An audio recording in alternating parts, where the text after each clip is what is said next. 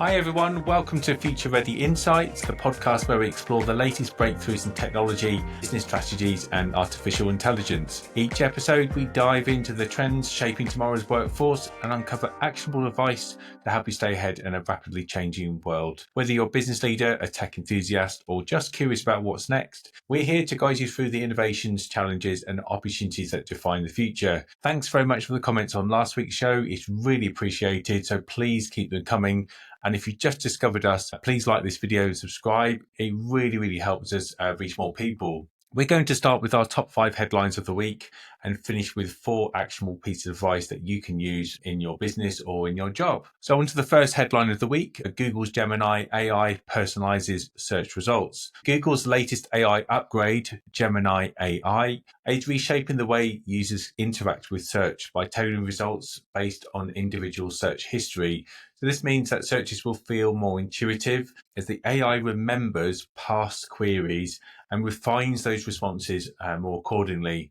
While this enhances user experience by offering more relevant results, it does raise a few concerns about filter bubbles. This is where people are only shown information which reinforces their existing views. Additionally, privacy advocates worry about the extent of personal data tracking required for this level of customization. So is personalized AI search making life easier for us, or is it narrowing our access to diverse perspectives? Let me know about your views. How does this think this will affect you? Do you think it's a great thing, or do you think this is an area that potentially could lead to some problems? Second story of the week is the emerging threat of AI-driven malware. It's been around for a while, but cybersecurity experts are sounding the alarm about AI-enhanced malware that can evolve, adapt, and even evade detection in ways traditional viruses never could. Hackers are leveraging AI to create more sophisticated phishing attacks, undetectable ransomware,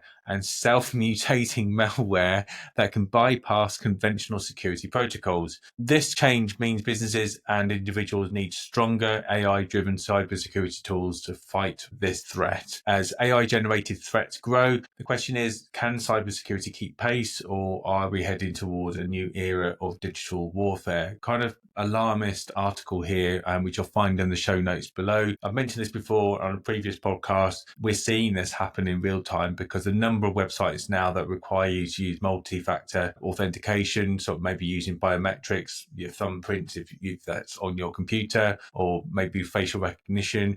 Then you might have a code sent to your email address. Then there might be something else to type in as well as your password. So we're seeing this all happen in real time, but not so much in the news. So I think it's an interesting article to read and perhaps do a bit more deeper dive if this affects you in your organization. Third up, announcements in AI-powered robotics. Google's DeepMind has introduced Gemini Robotics, an AI model designed to improve how robots interact with and adapt to the physical world. So the change here is that unlike earlier generations of AI-powered robots, Gemini Robotics aims to understand and respond to dynamic environments more efficiently, so making autonomous robots more useful in real-world settings like healthcare, logistics and manufacturing. I've shown the video myself of the robot moving things around in an Amazon warehouse so many times now, so you might know that video.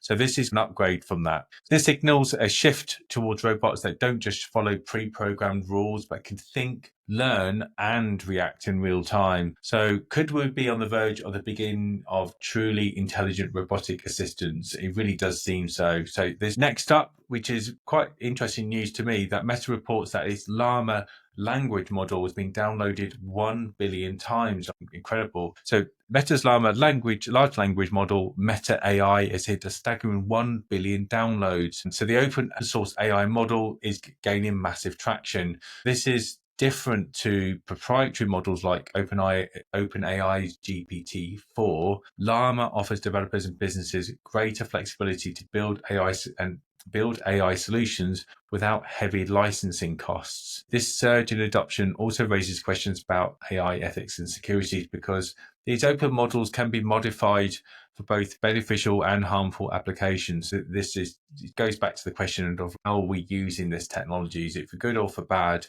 So are we heading towards a more democratized AI landscape or just more risks? And for those who've commented about what's happening with DeepSeek, well, it's reported that the US Commerce Department this week are banning its use on government devices. And I'm sure that's not really entirely unexpected news. Next up, or kind of last story of the week, you may or may not know about this, but AI is the fastest growing skill for 2025. And this is now backed up by LinkedIn. A lot of people have been talking about this, including me, for the last 2 or 3 years. But LinkedIn now has released its report saying AI is one of the 15 fastest growing skills. This is for the US, but I don't think this is any different in most other countries, to be fair.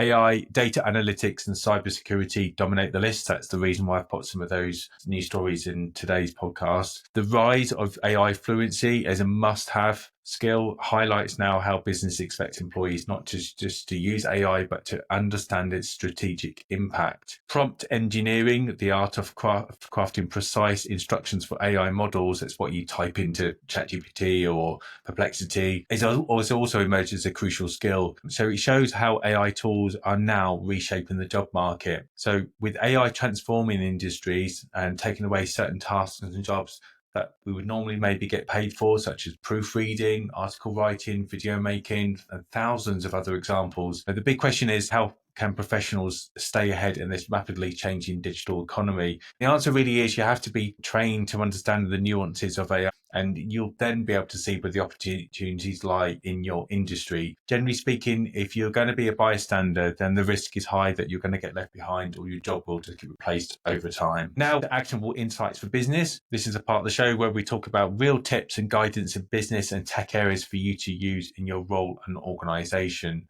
So first up, a tip here from Business Analysis. This is about thinking in systems and not silos. One of the biggest pitfalls in business analysis is focusing on isolated problems instead of the bigger picture. Businesses don't generally operate in silos. Every process, department, and system in a business is interconnected. So instead of optimizing just one area, you could consider how changes impact the wider organization. A solution that improves efficiency in one team might create bottlenecks elsewhere. So this is a really good example of what we're talking about. So always analyze how processes fit into the larger business ecosystem to ensure sustainable long-term success. Next up, a tip about AI. AI is only as good as the data it learns from. AI's effectiveness depends on the quality of the data it's trained upon. And this is something I think this is one of the big problems that anybody's new to working in AI that might not know about, or kind of forgets, or kind of puts to the bottom of the list. But poor data leads to biased, inaccurate, or misleading results. So before deploying AI, you need to really audit your data sources, check for completeness, diversity, and potential biases. Understand where the data is coming from, how it was got, who's got the data, how old is the data, is it relevant to what you're doing? Organizations that take data quality seriously don't just get better AI outcomes, they also ensure that their AI aligns with ethical and business objectives. So remember, better data equals better decisions. Next up, a tip about IT leadership. Lead digital transformation, don't just manage it. So digital transformation isn't just about introducing new technology, it's about leading people through change. So what's a key strategy for success? And the answer is communication and inclusion. So involve your teams early, explain the benefits, and address their concerns. So one of the biggest fails in transformation is when people feel excluded or confused. So when you lead the change, not just manage the change, you'll create a culture of innovation, not resistance. And a final one from data protection, understanding your data's journey. A bit of a data theme this week. One of the biggest risks to data security is not knowing where your data goes. So around this is that you can map out your data flow. I'm a really big fan of process diagrams and flow diagrams. Understand who collects it, where it's stored, how it's processed, and when it should be deleted. Under UK GDPR, businesses must track and document how personal data is handled.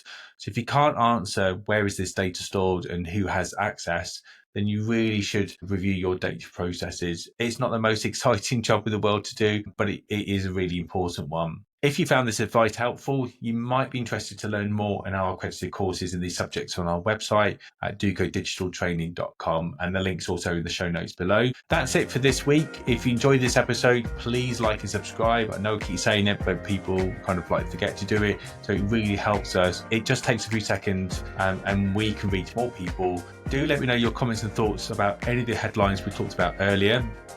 And you can email me futurereadyinsights@ducodigital.com. Thanks and have a great week ahead.